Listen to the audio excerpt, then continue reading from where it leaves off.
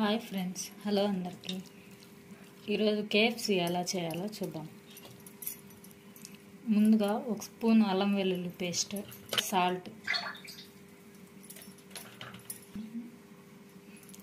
కారం కొద్దిగా, ధనియా పౌడర్ కొద్దిగా, పెరుగు కొద్దిగా, ఇవన్నీ వేసేసుకొని మసాలా ముక్కలకు బాగా పట్టేలాగా మిక్స్ చేసేసుకోవాలన్నమాట.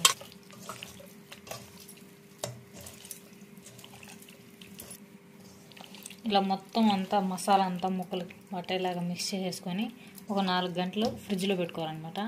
ఓవర్ నైట్ పెట్టుకున్నా కానీ టేస్ట్ బాగుంటుంది. నేనైతే 4 గంటలు పెట్టుకుంటున్నాను. 2 ఎగ్స్ తీసుకొని ఇలా మెత్తగా బీట్ చేసేసుకోవాలన్నమాట. అంతా కలిపేలాగా ఇలా బీట్ చేసుకొని పక్కన పెట్టుకోవాలన్నమాట.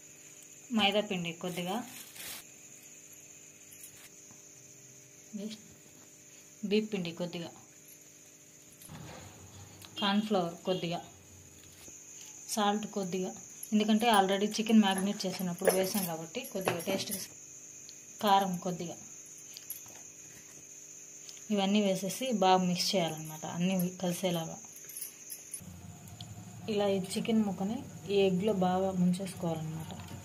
అంతా ముక్క పట్టేలాగా దీంట్లో పెట్టేసుకోవాలి. ఈ మైదా, ఈ కార్న్ఫ్లవర్ అంతా మిక్స్ చేసాం కదా, దాంట్లో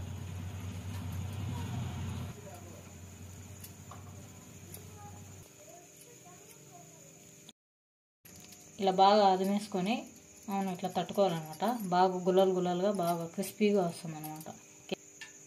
ఇలా చేసేసుకున్న తర్వాత అన్నీ ఒక ప్లేట్లోకి తీసేసుకోవాలన్నమాట.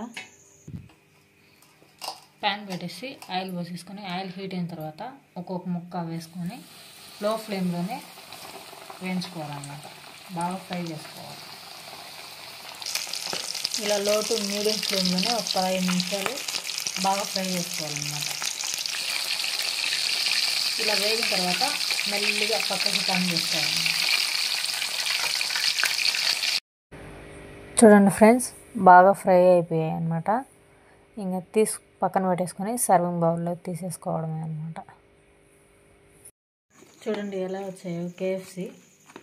బయట క్రిస్పీగా, లోపల సాఫ్ట్గా బాగా వచ్చిందన్నమాట. బాగా కుక్ అయింది, కానీ మసాలా అంతా లోపల బాగా పట్టిందన్నమాట.